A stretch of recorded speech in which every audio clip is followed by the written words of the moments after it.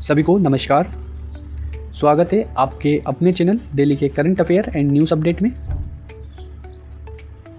National rail मंत्री अश्विनी वैष्णव ने Srinagar Vande Bharat express launch की।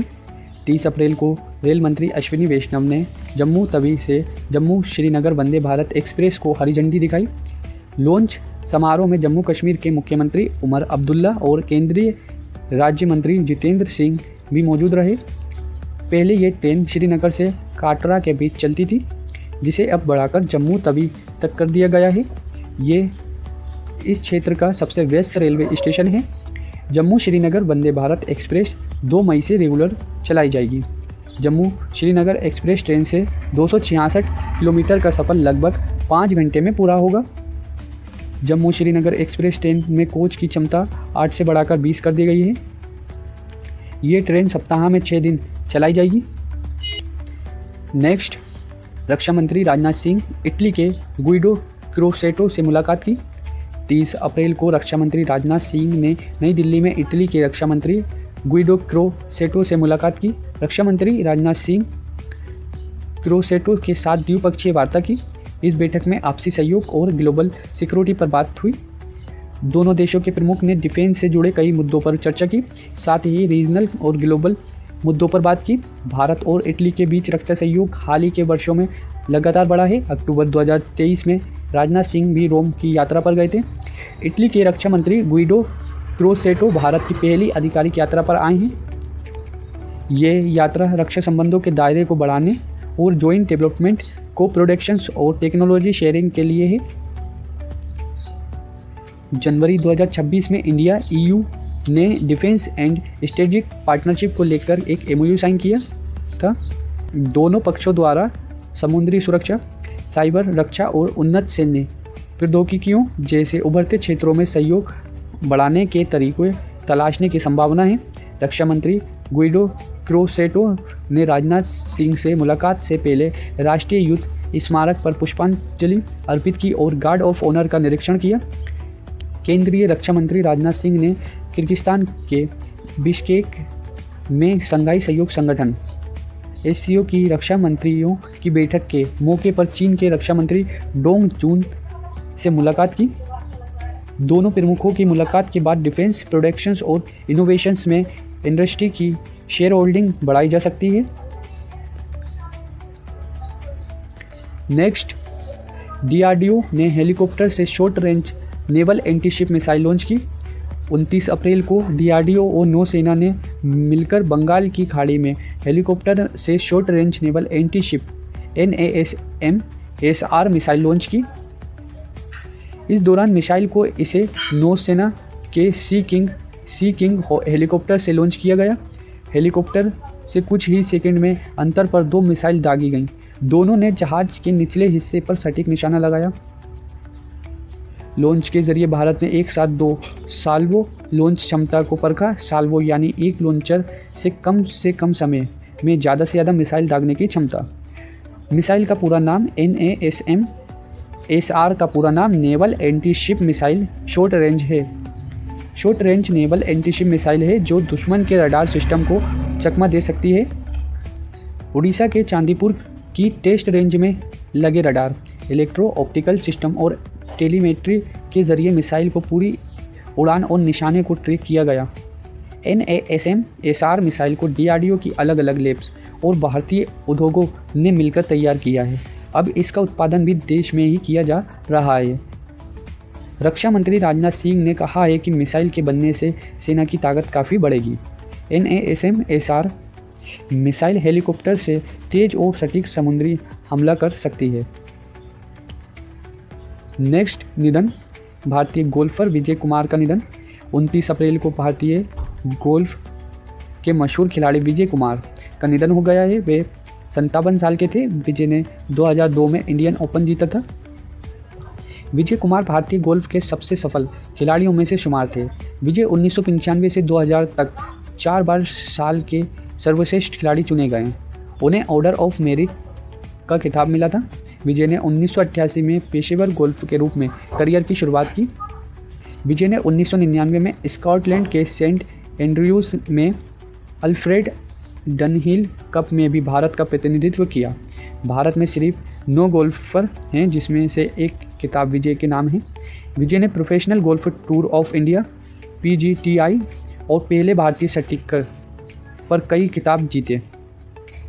विजय ने आर्थिक तंगी के चलते गोल्फ क्लब में कैडी का काम शुरू किया था। कैडी यानी गोल्फरों का बैग उठाने और उनके पीछे पीछे चलने वाले लोग, और धीरे धीरे उन्हें प्रोफेशनल गोल्फ खेलना शुरू किया। विजय ने 1988 में पेशेवर गोल्फ के रूप में करियर की शुरुआत की।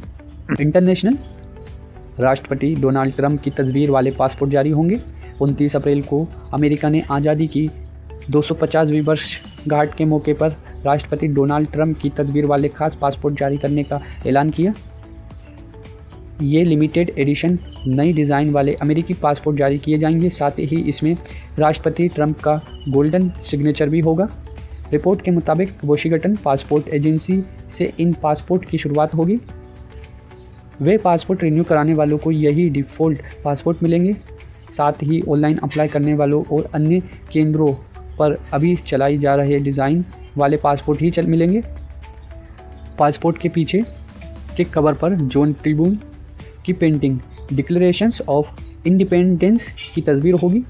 ये मशहूर पेंटिंग 1776 के इतिहास को बताती है, जब अमेरिकन नेताओं ने पहली बार स्वतंत्रता का दस्तावेज कांग्रेस अमेरिकी संसद में पेश किया था। अभी जो अमेरिकी पासपोर्ट जारी होते हैं उनके अंदर फ्रंट कवर पर पर्सी मोरर की पेंटिंग होती है, जिसमें फ्रांसिस स्कॉट की फोर्ट मैकहेनरी पर हमले के बाद की सुबह दिखाई गई है। इससे पहले राष्ट्रपति ट्रंप की तस्वीर का इस्तेमाल किया गया है। इससे पहले इंटीरियर डिपार्टमेंट के एक नेशनल पार्क पास के नए ट्रंप और जॉर्ज वॉशिंगटन की तस्वीर साथ में है। पूरी दुनिया में ये पहला पासपोर्ट होगा जिसमें किसी राष्ट्रपति की तस्वीर पासपोर्ट पर होगी। आमतौर पर ज़्यादातर देश किसी ऐतिहासिक स्मारक की तस्वीर छपवाते हैं। पिछले महीने ट्रंप ने कमीशन ऑफ फाइन आर्ट्स ने ट्रंप की तस्वीर वाले एक स्मारक सिक्कों को भी मंजूरी दी थी। Next sport, FIFA world cup ने कुल प्राइज़ मनी बढ़ाई। 29 अप्रैल को फीफा वर्ल्ड कप के लिए कुल प्राइज़ मनी को बढ़ा दिया गया है। इसके साथ ही सभी प्लेयर्स को मिलने वाली गारंटीड मनी को भी बढ़ा दिया गया है।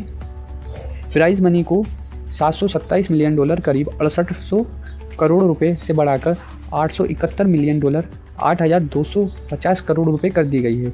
इसके साथ ही हर टीम को मिलने वाली गारंटीड रकम भी बढ़ाकर $12.5 मिलियन करीब 118 करोड़ रुपए कर दी गई है। 2022 में प्राइस पूल $440 मिलियन करीब 36 करोड़ रुपए था, जो अब बढ़ाकर लगभग 2 गुना हो गया है। 2002 में विजेता टीम को करीब 70 करोड़ रुपए मिलते थे, जो 2006 में 150, 2010 में 250 करोड़ हुए और अब 2026 में विजेता को करीब 420 करोड़ रुपए मिलने का अनुमान है। 2026 के फीफा वर्ल्ड कप में 48 टीमें हिस्सा लेंगी और 104 मैचों के साथ अब तक का सबसे बड़ा टूर्नामेंट होगा। फीफा वर्ल्ड कप की मेज़बानी अमेरिका, कनाडा और मेक्सिको मिलकर करेगा। अगर फीफा की दूसरी खेलों से तुलना करें तो फुटबॉल का दबदबा साफ नज़र आता है। गोल्फ व टेनिस दोनों की कुल प्राइज़ मनी मिलाकर भी फीफा वर्ल्ड कप के बराबर नहीं है। फीफा की प्राइज़ मनी ज़्यादा है। फीफा कप हर 4 साल में होता है। 2022 में कतर ने होस्ट किया था। 1930 में फीफा का पहला टूर्नामेंट उरुग्वे ने मोंटेवीडियो में आयोजित किया था। वर्ल्ड वॉर 2 के समय 1942 से 46 कर बीच सिर्फ एक बार ही फीफा नहीं खेला गया है। इसमें 150 से ज़्यादा देश हिस्सा लेते हैं, जबकि सिर्फ 32 टीमें ही इसमें सिलेक्ट होती हैं। 2026 में पहली बार 45 टीमें फीफा में हिस्सा लेंगी। इसमें 16 राउंड होते हैं, जिसमें क्वार्टर्स, सेमीफाइनल्स और फाइनल शामिल होते हैं। 1974 में पहली ट्रॉफी एंड्रोड्यूस की थी, जो गोल्फ 1974 में पहली ट्रॉफी इंट्रोड्यूस की थी, जो गोल्ड से बनी होती है। भारत ने कभी भी फीफा नहीं खेला है, जबकि 1950 में भारत फीफा के लिए क्वालिफाई हुआ था। तब भारत के प्लेयर उतने तैयार नहीं थे और ब्राज़ील जाने का खर्च भी ज़्यादा था। इसी वजह से भारत ने अपना नाम वापस ले लिया था। आज का इतिहास, 1 मई का इतिहास। 1 मई 1960 में बॉम्बे पुनर्गठन अधिनियम लागू हुआ और महाराष्ट्र और गुजरात राज्य बने। 1 मई 1982 में दूरदर्शन का राष्ट्रीय प्रसारण शुरू हुआ। 2011 में ओसामा बिन लादेन को पाकिस्तान के एबटाबाद में अमेरिकन नौसेना ने ऑपरेशन नेपच्यू स्पीयर के तहत मार गिराया। वीडियो पसंद आई हो तो चैनल को लाइक एंड सब्सक्राइब करें। Thank you for watching.